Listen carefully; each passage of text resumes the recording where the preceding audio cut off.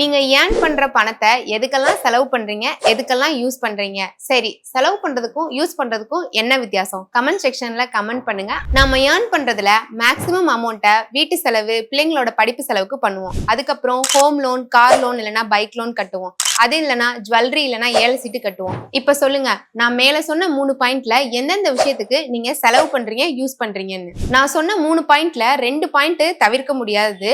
மீதம் இருக்க அந்த ஒரு பாயிண்ட் இருக்குல்ல, அதுலதான் நம்ம ரொம்ப பெரிய தப்பு பண்றோம். அது என்னன்னு சொல்லி பாத்தீங்கன்னா, பேங்க் இன்ட்ரெஸ்ட் வந்துட்டு மேக்சிமமா பார்த்தா 7.1 இல்லைன்னா 7.5% தான் இன்ட்ரெஸ்ட் ரேட் கொடுப்பாங்க.